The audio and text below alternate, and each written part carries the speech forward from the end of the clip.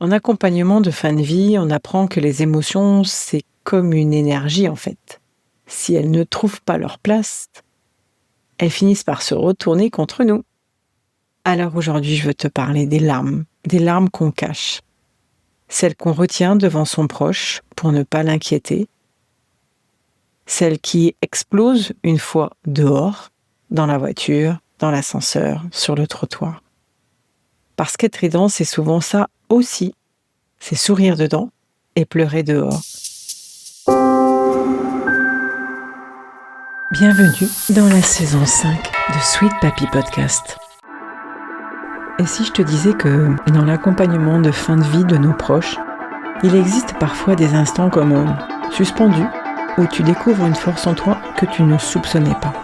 Alors avant que mes souvenirs ne s'effacent, pendant 60 jours, j'espère devenir ton miroir. Celui qui éclaire tes choix, tes fragilités, ta façon d'aimer, que tu sois aidant ou professionnel du soin. Alors abonne-toi pour ne rien manquer de ces instants de passage. Ah mon sweet papy, je me souviens d'un soir, dans les derniers mois à l'EHPAD, quand je venais t'aider à manger. Tu avais de plus en plus de mal à finir ton assiette. Chaque bouchée, même en mixé, semblait un effort, et je voyais bien que tu luttais entre ton corps vraiment fatigué et ton envie de rester présent pour moi. En partant, j'ai essayé de garder ma voix légère. « Wow, à demain, dors bien !» avec le sourire. Et toi, tu m'as offert un petit sourire aussi, un sourire doux, fragile, pourtant presque brisé. Comme si tu voulais me protéger encore une fois, me faire croire que tout allait bien, alors qu'on voyait bien dans tes yeux que c'était tout le contraire. Je suis sortie de la chambre avec ce sourire en mémoire et j'ai senti mon cœur se serrer parce qu'au fond, je savais que chaque « à demain » pouvait être le dernier. C'est ça qui est difficile. Et ce soir-là, sur le parking, mes larmes ont prise de vitesse. Elles sont tombées d'un coup, violentes, comme si tout ce que j'avais retenu à tes côtés venait s'écraser sur mon volant. Franchement, j'ai pleuré comme une enfant. Ça a dû aussi t'arriver. Non pas seulement parce que je savais que mon sweet papy souffrait, mais parce que je pressentais que le temps m'échappait, que demain n'était plus une promesse mais un espoir fragile. Dans les groupes de parole auxquels j'ai participé, j'ai découvert que beaucoup d'aidants se sentent coupables de pleurer en cachette, comme si nos larmes étaient une faute, alors qu'en réalité, elles sont une langue à part entière, un espèce de langage silencieux qu'on partage, un espace de solidarité entre nous. Car ces larmes-là, elles ont un goût bien particulier. On les connaît toutes. Elles arrivent toujours après les visites, après les mots doux, après les « à demain ».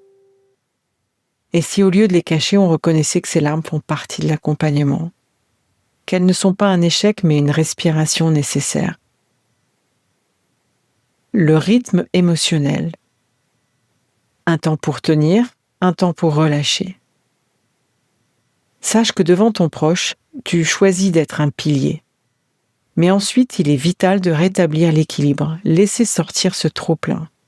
Tu peux te l'autoriser consciemment avec un petit rituel. Tu prends 3 minutes dans ta voiture avant de démarrer. Tu inspires profondément, puis tu expires en laissant couler ce qui doit couler. Tu te dis, ces larmes, je les dépose. Elles me libèrent pour mieux revenir demain. Ritualiser ces larmes, c'est accepter qu'on n'est pas un pilier infaillible. C'est rester humain. Je n'arrête pas de le dire dans tous mes épisodes. Un aidant qui pleure, qui souffle, qui partage, reste disponible pour aimer et tenir dans la durée. Voilà, c'était notre petit moment du jour. J'espère que toi, tu t'autorises à pleurer. À demain!